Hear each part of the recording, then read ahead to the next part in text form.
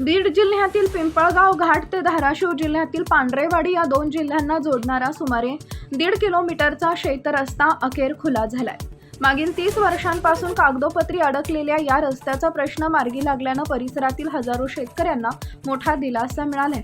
रस्ता खुला करण्याच्या मागणीसाठी माजी उपसरपंच संतोष तेलप यांनी 15 ऑगस्टपासून बेमुदत उपोषण सुरू केलं होतं। तहसीलदार चंद्रकांत शेळके यांच्या मार्गदर्शनाखाली महसूल विभाग, भूमी अभिलेख, पोलीस प्रशासन आणि संबंधित अधिकाऱ्यांनी प्रत्यक्ष घटनास्थळी पाहणी करून रस्त्याची हद्द निश्चित केली। सुमारे 100 फुटांची संपादित हद्द निश्चित करून मध्यम भागातून 45 फुटांचा रस्ता उपलब्ध करून देण्यात आला। दोन्ही बाजूंनी चारी खोदून मार्ग मोकळा करण्यात आला। शेतकऱ्यांनीही सामंजस्याची भूमिका घेतल्यानं हा प्रश्न मार्गी लागला। या कारवाईमुळे पिंपळगाव घाट, वाढवणा, रुईगव्हाण, माळेवाडी आणि परिसरातील शेतकऱ्यांच्या दळणवळणाचा प्रश्न सुटलाय। आता ग्रामस्थ लोकसहभागातून रस्त्यावर मुरुम टाकून तो कायमस्वरूपी वाहतुकीस योग्य करण्याचं काम करत आहेत।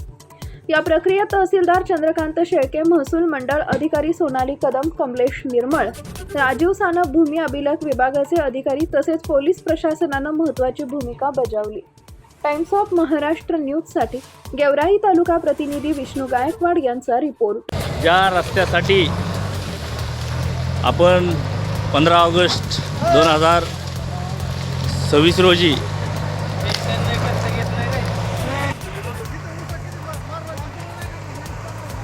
उपोषणाला बसलो होतो। ते आज त्या उपोषणाला यश आलं आहे आणि शासनाने सर्व कर्मचारी योजनेचे अधिकारी बोलून तहसीलदार, PI, पोलीस डिपार्टमेंट, जलसंधारणचे